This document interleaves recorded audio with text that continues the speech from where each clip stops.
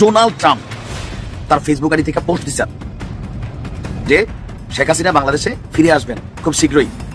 আমেরিকার তুলসী গাবার্ড তিনি আপনার বাংলাদেশের সাবেক প্রধানমন্ত্রী শেখ হাসিনা অতি দ্রুত তাকে প্রধানমন্ত্রী করেই বাংলাদেশে পুনরায় ফেরানোর একটা সম্ভাবনা আছে।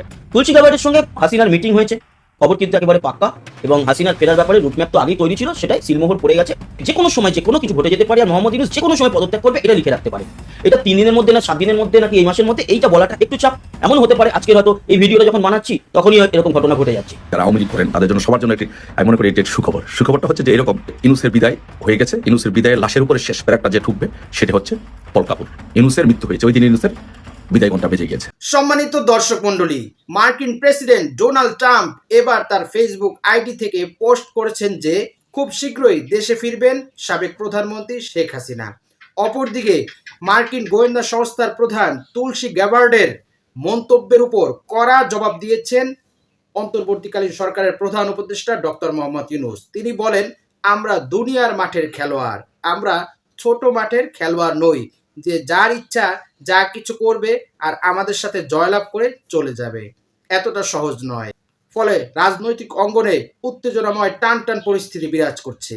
আর এ সংক্রান্ত রাজনৈতিক অঙ্গনে বিভিন্ন প্রকার আপডেট নিউজ নিয়ে আজকের এই ভিডিওতে থাকছে বিস্তারিত প্রতিবেদন। তাই আজকের এই ভিডিওটি সব মিলিয়ে অত্যন্ত গুরুত্বপূর্ণ হতে যাচ্ছে। 1 সেকেন্ড না টেনে ধৈর্য সহকারে পুরো ভিডিওটি দেখার জন্য আহ্বান করছি। আর একটি ছোট্ট রিকোয়েস্ট করছি, তা হলো যদি আপনি আমাদের এই চ্যানেল নতুন দর্শক হয়ে থাকেন, অবশ্যই আমাদের এই চ্যানেলটি সাবস্ক্রাইব করে একটি লাইক দিয়ে পাশে থাকা বেল বাটনটি অন করে দিবেন। তাই আর কথা নয়, চলুন সরাসরি আমরা ভিডিওতে চলে যাই। আমাদের বাংলাদেশের সাবেক প্রধানমন্ত্রী শেখ হাসিনা তিনি 26শে মার্চে দেশে ফিরতেছেন প্রধানমন্ত্রী হয়ে। এই ডোনাল্ড ট্রাম্প এই মার্চের মধ্যেই ডক্টর ইউনূসকে আপনার আমেরিকায় ডেকে নিচ্ছে। ইনশাআল্লাহ দেখবেন অতি দ্রুত তিনি নাও ফিরতে পারে। দেশের সামগ্রিক নিরাপত্তা পরিস্থিতি এবং সেনাবাহিনীর চলমান কার্যক্রম নিয়ে প্রধান উপদেষ্টা ডক্টর মোহাম্মদ ইউনূসের সাথে সাক্ষাৎ করেছেন সেনাপ্রধান জেনারেল ওয়াকারুজ্জামান। বাংলাদেশের সার্বিক পরিস্থিতি ও সংখ্যালঘু নির্যাতন নিয়ে ট্রাম্প প্রশাসন গভীর উদ্বিগ্ন, বলেছেন মার্কিন ন্যাশনাল ইন্টেলিজেন্সের প্রধান তুলসী গ্যাবার্ড। অন্যদিকে বাংলাদেশের প্রধান উপদেষ্টা বলছেন, আমরা দুনিয়ার মাঠে খেলার খেলোয়াড়, ছোট মাঠে খেলার খেলোয়াড় না। তাহলে কি বাংলাদেশ চীন পাকিস্তানকে সাথে নিয়ে ভারত আমেরিকার চ্যালেঞ্জ মোকাবিলা করতে যাচ্ছে? 3 দিনের ভারত সফরে এসে পুরো উপমহাদেশটাই যেন গরম করে ফেলেছেন মার্কিন গোয়েন্দা প্রধান তুলসী গ্যাবার্ড। ভারতে অবস্থানরত মার্কিন জাতীয় গোয়েন্দা প্রধান তুলসী গ্যাবার্ডের বাংলাদেশ নিয়ে করা মন্তব্যে তোলপাড় চলছে। বাংলাদেশের সার্বিক পরিস্থিতি ও সংখ্যালঘু নির্যাতন নিয়ে ট্রাম্প প্রশাসন গভীর উদ্বিগ্ন, বলেছেন মার্কিন ন্যাশনাল ইন্টেলিজেন্সের প্রধান তুলসী গ্যাবার্ড। অন্যদিকে বাংলাদেশের প্রধান উপদেষ্টা বলছেন, আমরা দুনিয়ার মাঠে খেলার খেলোয়াড়, ছোট মাঠে খেলার খেলোয়াড় না। তাহলে কি বাংলাদেশ চীন পাকিস্তানকে সাথে নিয়ে ভারত আমেরিকার চ্যালেঞ্জ মোকাবিলা করতে যাচ্ছে? যে মুহূর্তে ভারতীয় প্রভাবে যুক্তরাষ্ট্রের গোয়েন্দা প্রধান তুলসী গ্যাবার্ড বাংলাদেশের কথিত সংখ্যালঘু নির্যাতন নিয়ে উদ্বেগ প্রকাশ করছেন, ঠিক সেই মুহূর্তেই আত্মবিশ্বাসী ডক্টর ইউনূস তার কর্মকর্তাদের বলছেন, আমরা দুনিয়ার মাঠে খেলার খেলোয়াড়, ছোট মাঠে না। এই কথার মাধ্যমে কূটকৌশলে অভ্যস্ত দিল্লিকে তিনি কার্যত একটা বার্তা দিতে চাইছেন বলে মনে করছেন আন্তর্জাতিক সম্পর্ক বিশ্লেষকরা।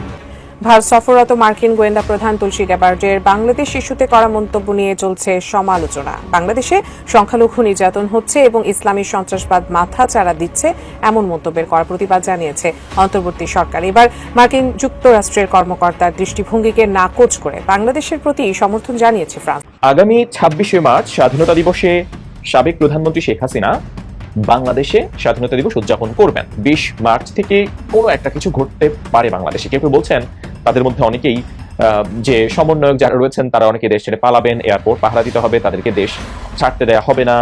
বাংলাদেশের আশেপাশে ভারতীয় সেনাবাহিনীর ট্যাঙ্ক ঘুরতে শুরু করেছে। ভারতীয় সেনাবাহিনীর T-90 ট্যাঙ্ক ওপেন ফায়ারিং এর যুদ্ধ মহড়া শুরু করেছে, সফলভাবে সম্পন্ন করেছে 7 সিস্টারের আশেপাশে। শেখ হাসিনা চলে গেছে, কিন্তু একটা ফাঁদ পাইতে গেছে।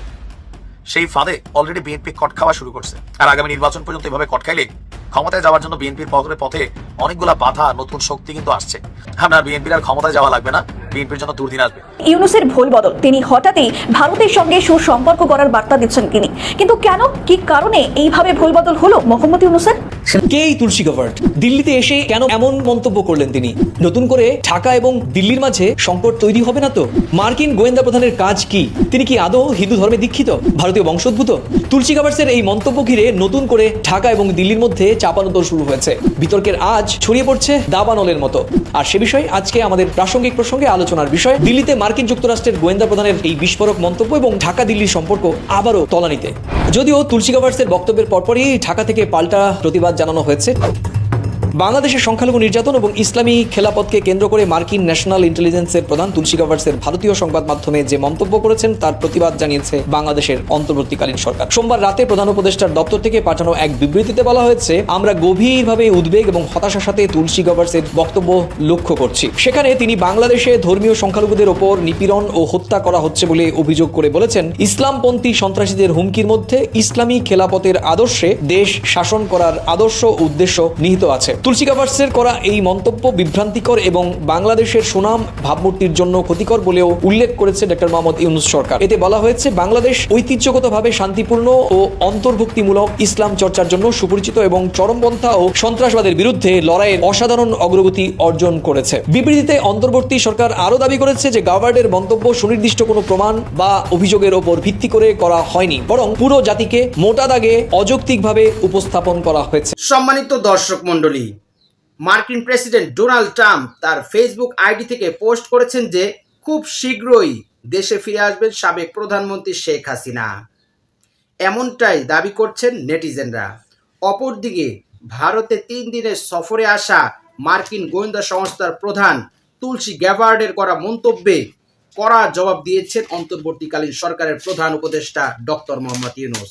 তিনি বলেন, আমরা দুনিয়ার মাঠের খেলোয়াড়, আমরা ছোট মাঠের খেলোয়াড় নই যে যার ইচ্ছা যখন এসে যা ইচ্ছা তাই মন্তব্য করবে আর আমাদের উপর একটা চাপ সৃষ্টি করবে আর নিজেদেরকে বিজয় বলে দাবি করবে, এমনটা নয়। আর বিষয়টা এত সহজেও করতে পারবে না। তুলসী গ্যাবার্ড এসে বাংলাদেশের সংখ্যালঘু নির্যাতন এবং বাংলাদেশের রাজনৈতিক পরিস্থিতি নিয়ে উদ্বেগ প্রকাশ করেছেন। তিনি বাংলাদেশের চলমান পরিস্থিতি নিয়ে আশঙ্কা ব্যক্ত করেছেন, অথচ এর কোনো প্রমাণ দলিল তার কাছে নেই। বরং বাংলাদেশের মানুষ এখন ভালোই আছে। নিত্য প্রয়োজনীয় জিনিসের যে কড়া দাম ছিল, যে ঊর্ধ্বগতি ছিল, বাজার মনিটরিংয়ের কারণে আমরা দেখেছি এখন সব জিনিস মানুষের আয়ত্তে এসে গিয়েছে। সব জিনিসের দাম এখন মানুষের আয়ত্তের ভেতরে পড়ে গিয়েছে। মানুষ এখন স্বস্তির সাথে জীবিকা নির্বাহ করতে পারছে। বাংলাদেশের মানুষ দিন দিন শান্তির দিকে এগিয়ে যাচ্ছে।